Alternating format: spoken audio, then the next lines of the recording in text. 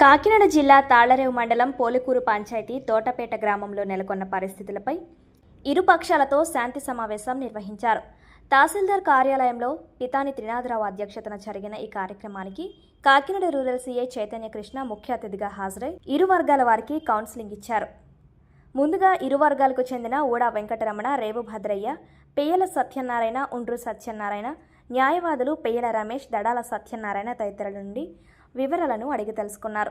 ప్రశాంతంగా ఉండే తోటపేట గ్రామంలో ప్రజలు రెండు వర్గాలుగా విడిపోయి విభేదాలు సృష్టించుకోవడంపై సీఐ ఆగ్రహం వ్యక్తం చేశారు. దీనివలన ఇరు వర్గాల వారికి నష్టం కలుగుతుందన్నారు. గ్రామంలో నెలకొన్న చిన్నపాటి సమస్యలను గ్రామ సమస్యలుగా చిత్రీకరించి గొడవలకు పురుగొలిపే వారిపై ఇకపై కఠిన చర్యలు చేపడతామని హెచ్చరించారు.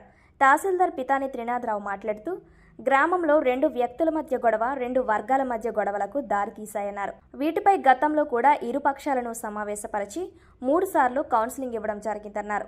పబ్లిక్ మీటింగ్లో స్నేహస్తం ఇచ్చి కలపడం జరిగిందని, అయినప్పటికీ మార్పు రాకపోవడంపై ఇరు పక్షాలకు చెందిన 20 మందిపై బైండ్ ఓవర్ కేసులు నమోదు చేసినట్లు తెలిపారు. 2 days బ్యాక్ పాత్రికేయ మిత్రులందరికీ తెలియజేయడం జరిగింది.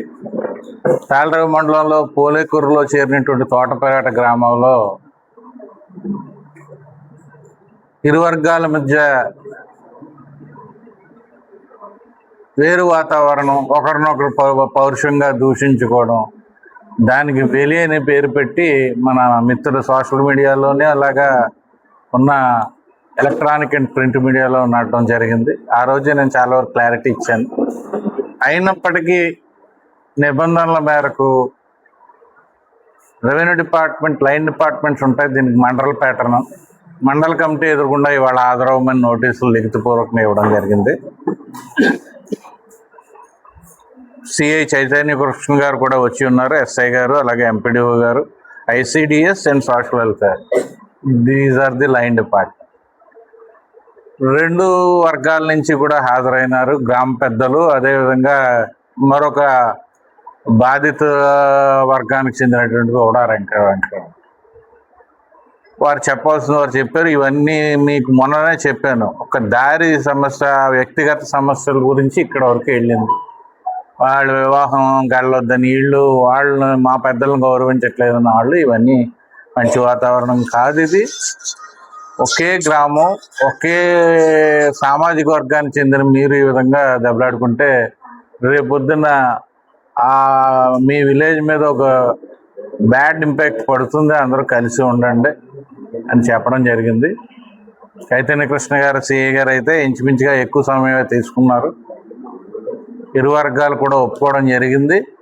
మేమంతా కలిసే ఉంటాం, అదంతా ఒకటే, మేమందరం కలిసి ఉండేవాళ్ళం. ఇదివరకు పెద్దరకం చేసినారు. ఇవి ఏంటంటే ఆధిపత్య పోరు.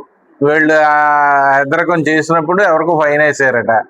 అదిగో అప్పుడు ఆ ఫైన్ వేసినా అని వీళ్ళు ఎందుకు ఇబ్బంది పెట్టకూడదు. ఇట్లాగా ఇరు వర్గాల మధ్య ఆధిపత్య పోరు తప్ప ఇందులో ఎటువంటి వెలి అనే సమస్య లేదు.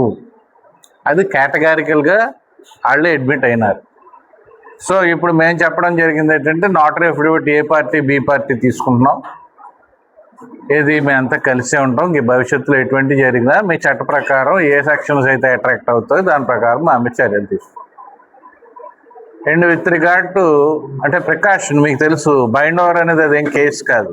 ప్రికాషన్గా ఒక మండల ఎగ్జిక్యూటివ్ మేజిస్ట్రేట్గా నాకు ప్రపోజల్ పంపించారు ఎస్ఐ గారు. 107 పెడుతున్నానని దాన్ని యాక్సెప్ట్ చేయడం జరిగింది.